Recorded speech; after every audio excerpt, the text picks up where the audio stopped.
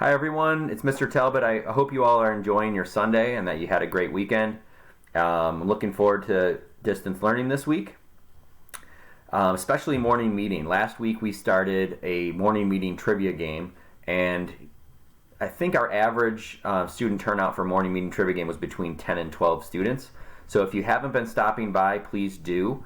You get a point for your team just for stopping by morning meeting, and it also gives me a chance to mark you attended for the day. So make a note of stopping by for morning meeting. It's from 10:15 to 10:30 every weekday. So we're going to pick up tomorrow with a special version of morning meeting trivia. Tomorrow is May the 4th, and that's a special day for Star Wars fans. So if you have any Star Wars gear, Star Wars t-shirt, if you know any Star Wars jokes, if you have a Star Wars mask or anything like that, please wear it tomorrow to morning meeting. You can get an extra point for your team for celebrating May the 4th. So May the 4th be with you tomorrow at morning meeting.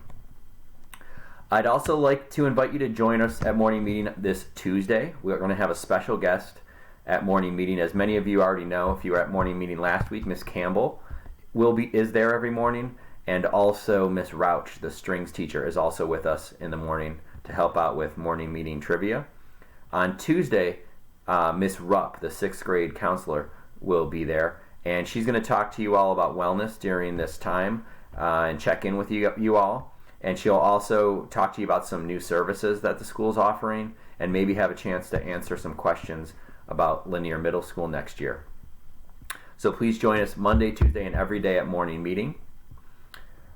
Please stay tuned later this week on Thursday.